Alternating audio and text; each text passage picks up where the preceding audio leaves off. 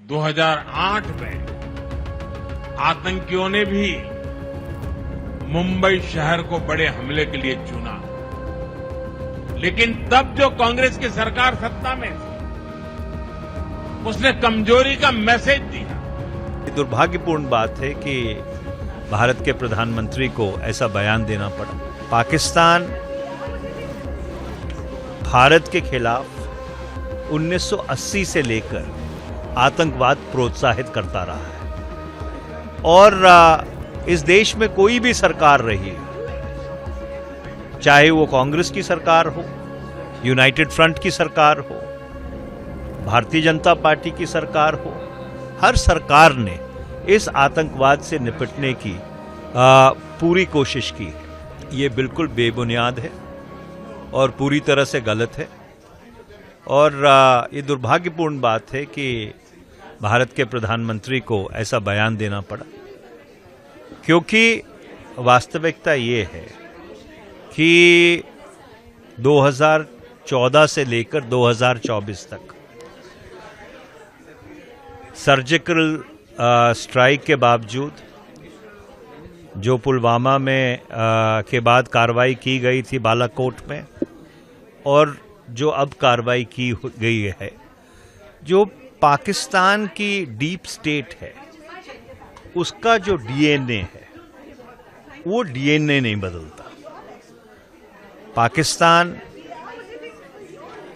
भारत के खिलाफ 1980 से लेकर आतंकवाद प्रोत्साहित करता रहा है और इस देश में कोई भी सरकार रही, चाहे वो कांग्रेस की सरकार हो, यूनाइटेड फ्रंट की सरकार हो, भारतीय जनता पार्टी की सरकार हो, हर सरकार ने इस आतंकवाद से निपटने की पूरी कोशिश की है।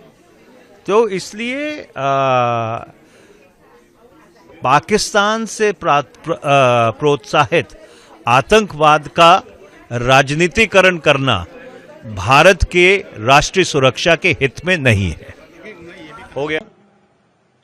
मुंबई भारत की आर्थिक राजधानी के साथ भारत के सबसे वाइब्रेंट शहरों में से एक है।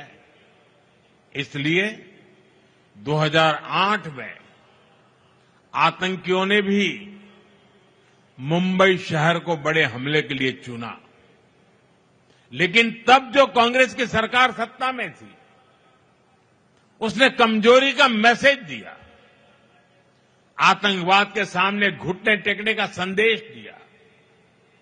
अभी हाल में कांग्रेस के एक बड़े नेता, जो देश के गृह मंत्री तक रह चुके हैं, उन्होंने एक इंटरव्यू में बहुत बड़ा खुलासा किया है। उन्होंने दावा किया है कि मुंबई हमले के बाद हमारी सेनाएं पाकिस्तान पर हमला करने को तैयार थी। पूरा देश भी उस समय यही चाहता था, लेकिन उस कांग्रेस नेता की माने तो किसी दूसरे देश के दबाव के कारण तब कांग्रेस सरकार ने भारत की सेनाओं को पाकिस्तान पर हमला करने से रोक दिया था।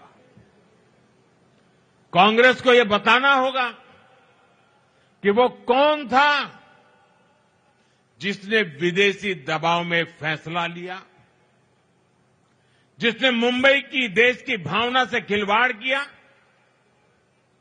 और देश को ये जानने का हक है, कांग्रेस की इस कमजोरी ने आतंकवादियों को मजबूत किया, देश की सुरक्षा को कमजोर किया,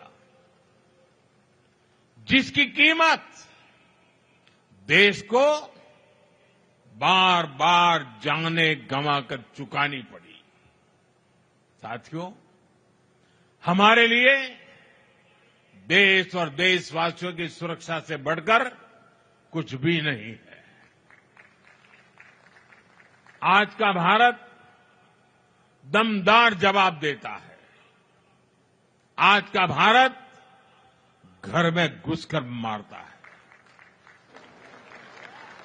ये दुनिया ने ऑपरेशन सिंदूर के दौरान देखा भी है और गर्व की अनुभूति भी की है।